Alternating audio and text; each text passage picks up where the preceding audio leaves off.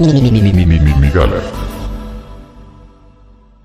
Hemos hablado de dos, o no sé cuántos ya, mecanismos para llevar a la gente a matarse, ¿no? Que el primero era la coerción, la guerra, y quizás un segundo, un convencimiento ideológico. Me parece que hay uno tercero que también es vigente y que llevó a muchas personas a la guerra. Era el poder de Dios. No, no es cierto. Pues no entra en el ideológico. Poder económico. Ajá. La coerción económica. O sea, el hecho de que, bueno, pues ve a la guerra y te voy a pagar. Y ya. Entonces, esto opera muy bien en muchos tipos de guerras, operó de una manera divina. Pero nunca alcanzó. Muy bien en muchos tipos de personas. No, y nunca alcanzó. O sea, el asunto de pagar soldados por el simple hecho de pagar, o sea, prácticamente contratar mercenarios, nunca alcanzó. O sea, no alcanzaban las tropas, por eso necesitabas gente convencida, ¿no? Sí, pero también era como a premio posterior de la guerra, premio de triunfo.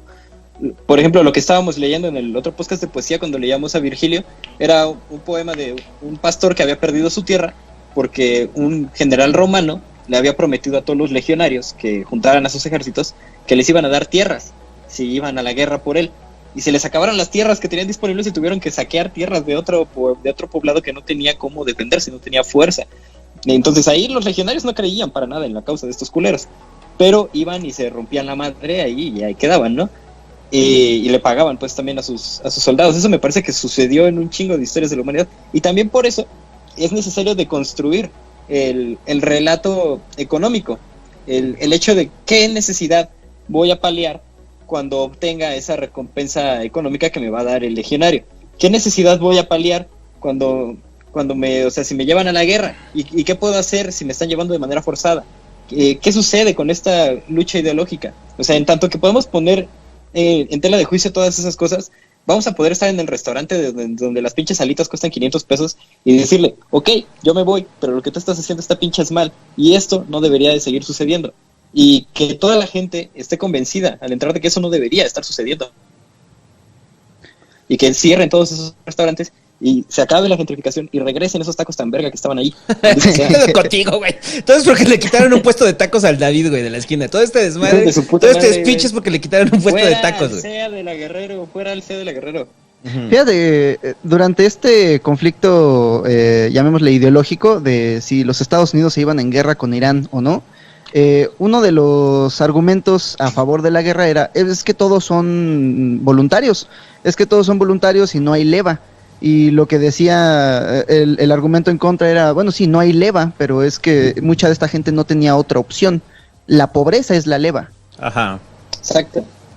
Sí, la pobreza es la leva, sí, claro. O sea, y eso es algo que pasa muy aquí en México.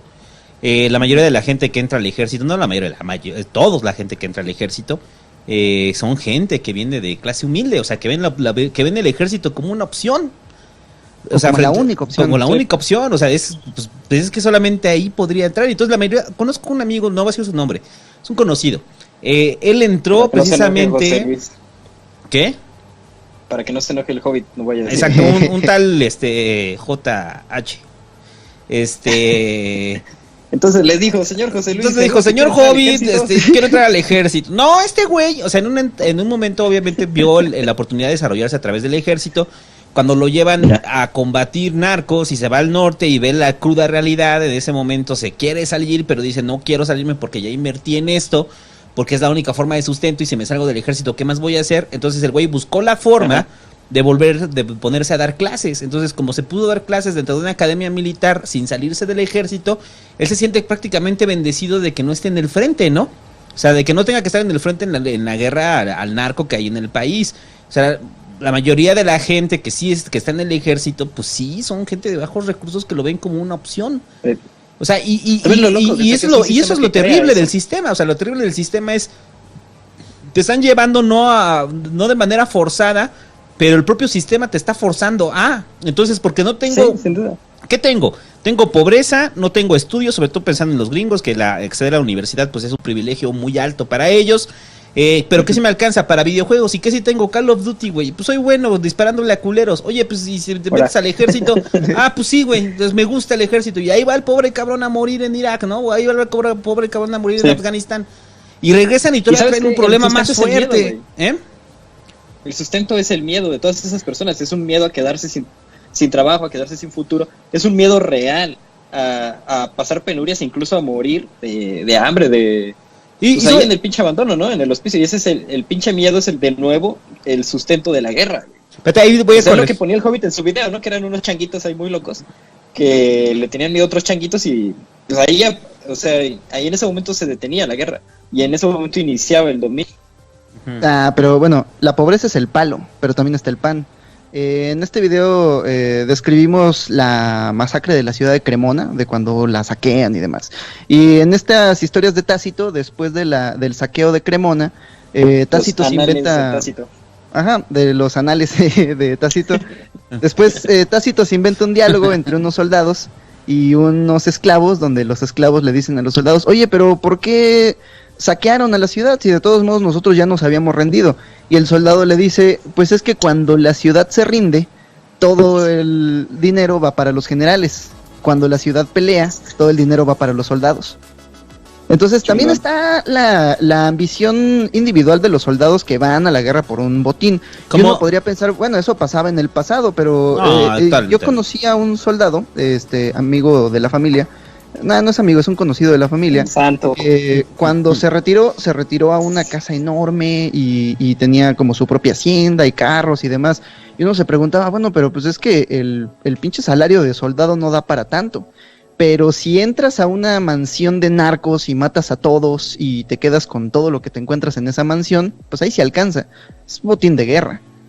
Es que esa promesa del botín, perdón, nada más, esa promesa del botín, o sea, creo que ha sido la gran promesa de la guerra. O sea, el botín ahorita se transforma o sea, sobre todo en la realidad de México es otra, ¿no? Lo de tomar las pertenencias de los narcos. Para los gringos, sí hay un botín de guerra, porque sí hay recompensas por matar culeros. O sea, ¿cómo se llama esta medalla a la que les dan? O sea, que es como una gota de sangre, ¿no?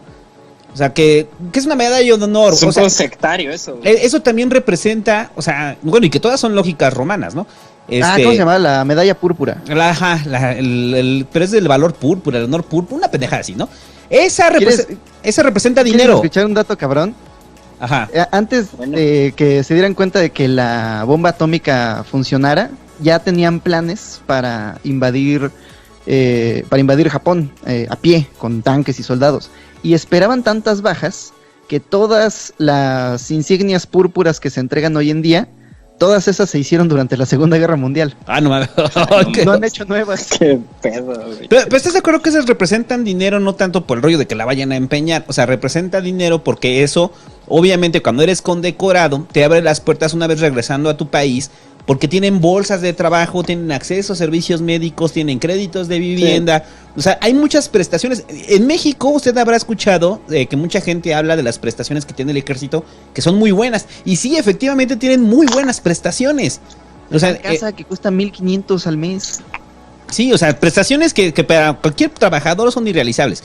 Ahora, ese mismo incentivo, o sea, aplica a las cruzadas. En las cruzadas vamos a ir hacia Tierra Santa y prácticamente es lo que saquemos, es para nosotros. Entonces, toda la persecución de riquezas que había en las cruzadas fue lo que realmente motivó a muchos de ellos a marchar a Tierra Santa. Nadie quería ir a Tierra Santa a matarse, güey. O sea, lo que iban eran también por riquezas y gloria, ¿no? Que la gloria, o sea, que también es como estúpido, porque la gloria va acompañada de riquezas. No puedes tener gloria si no tienes riquezas. Bueno, que no se nos ocupe, que no se nos olvide también la salvación de tu alma inmortal. Nosotros no creemos en eso, pero muchos de los soldados que fueron a las cruzadas iban a salvar su alma inmortal a través de la peregrinación. Entonces, por eso tenías diferentes cruzadas. Dilo. Las recompensas de guerra sí se vieron en la historia de la humanidad, es clarísimo. De hecho, la primera poesía épica que hay en el mundo es sobre recompensas y es poesía épica de saqueos. Y así inició la guerra de la poesía, o sea, la poesía épica de saqueos, güey. O sea, poesía épica. La guerra del pinche saqueo de Troya. Bueno, sí, ajá. El primer vestigio de poesía que hay en la humanidad son los Rigveda, los cantos estos de los pobres hindús que todo el mundo se ha chingado 1 y 1000 veces. y es culerísimo porque hay cantos chumor negro feo entre los mismos hindús. Sí, es pobre Apu, güey. Pobre Apu. Seguro que ya los Simpsons ya lo quitaron porque estaba culero el pedo. O sea, son cantos que escriben algunos hindúes en los Rig Veda para pedirle ayuda a Agni, al dios del fuego, y les ayuda a conquistar otra tribu que está ahí al lado, y les ayuda a que el botín que van a obtener sea rico. Entonces me imagino ya el pinche Apu una noche antes de invadir ahí la otra población, escribiendo su poema bien inspirado para que su pinche saqueo sea nutrido, sea poderoso. Y porque entonces eran torpes, la guerra güey. de Troya es eso, güey. Llegaban a saquear y se morían ahí ellos. Ya quedaba, no sé, pero quedaron los poemas y es vestigio de que eso sucedió. Y o sea, la epopeya homérica hay un capítulo, el capítulo 4 de la Ilíada. Léanlo si tienen el suficiente valor, es como leer el paraíso de la Divina Comedia de Dante, solamente los santos lo pueden leer. Solamente los enfermos de guerra pueden leer el capítulo 4 de la Ilíada, que es el capítulo de los barcos, cuando está Homero describiendo todos los pinches barcos que iban camino a la Ilíada. Entonces, ahí venían los del cerro de la Jusco y traían su anafre y traían ahí su cabrita, y ahí venían los del pueblo de Teja, de Jalisco, y tenían ahí su famosísima talabartería, y ahí venían otros, y siempre, o sea, son neta cientos de pinches barcos con distintas poblaciones del mundo griego, con las cosas famosas que tenían ellos, y entonces cuando iba el juglar a cantar a esos pueblos, añadía a ese pueblo, para que decía, sí, ahí iban nuestros valiosos guerreros. En el trasfondo de eso, eran un montón de culeros que fueron a saquear Troya. O sea, el único que más o menos tenía un interés personal en ir a Troya era este güey, al que le quitaron a Helena. Agamenón. Ajá. Entonces, Paris se roba a Helena y este güey por una vieja va y supuestamente se da en la madre por eso. Todos los demás iban por cosas. En el momento en que a Aquiles le quitan su botín de guerra, sale de su casa de campaña y empieza a darle en su madre a los romanos, a los troyanos. Antes de eso no, a Aquiles no le interesaba hacerle la guerra a los troyanos, a nadie le interesaba, eran culturas idénticas, pero le quitaron su botín de guerra y ahí empezaron los putazos. Y el último ejemplo que tengo de esto, que es como también una cosa muy recomendable, la película de Los Carabineros de Jean-Luc Godard. Es una película casi cómica de unos paisanos, unos pueblerinos, allá les llaman paisans a los franceses que viven en los pueblos, unos rancheros ahí franceses que pues, viven ahí en la pobreza, ¿no? Y en la pendeja, y llegan unos soldados a reclutarlos y estos güeyes les preguntan, bueno, ¿y qué hay en la guerra? Pues hay mujeres y hay cosas y puedes llevarte lo que tú quieras, lo que yo quiera, lo que tú quieras. Entonces ya al final reclutan a este par de pendejos y van ahí como el Hobbit y el Santo, ahorita que los veo, como ustedes dos ahí con sus pinches metralletitas, no saben ni cómo usarlas, y de repente llegan a una ciudad, esos güeyes entran tarde a una ciudad de África que ya había saqueado completamente Francia, y se encuentran una casa que pues ya estaba invadida, ¿no? Entonces nada más entran ahí a ver qué podían saquear, y empiezan a ver las cosas de la gente rica y se sacan de pedo, y hay una mujer, y el güey le apunta a la mujer y le dice, súbete a una silla, nomás porque quería que se subiera a una silla, y dice, volteate. Y con el fusil le alza la falda y le ve los calzones. Y ya se va. Entonces son muy inocentes esos güeyes, pero al final tienen un arma y al final fueron a la guerra y al final cumplieron el cometido para el Estado. Y fue como igual un botín de guerra, ¿no? Lo que les proponían. Ya nos corrigieron, no fue Agamenón el cuqueado, fue Menelao. Menelao. Sí, fue Menelao, ya me acordé ahorita. Sí. Gracias. Espérate, y hay otra corrección que nos hace este cabrón que dice que los hindúes no son pacíficos, que tenían su propia casa militar. Sí, tenían casas militares, sí tenían organización militar, pero, o sea, eran sumamente mal organizados y torpes, que lo cual permitió las vejaciones de todos los pueblos aledaños a ellos, güey. O sea, sobre todo porque mira el subcontinente hindú está lleno de recursos, es tierra fértil, y no muy distinto de los desiertos de Persia, donde si quieres sobrevivir tienes que pelear. Y no eran todas las regiones de la India, había regiones de la India que sí eran pacíficas y no tenían los elementos suficientes para defenderse.